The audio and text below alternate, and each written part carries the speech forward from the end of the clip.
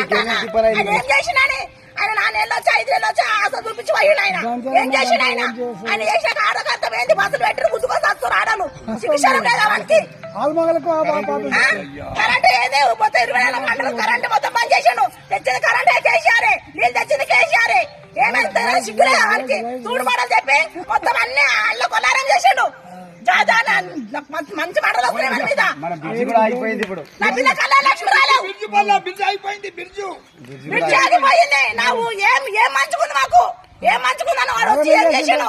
ముసలిలకు 4000 అన్నాడు, ఎన్ని అన్నాడు.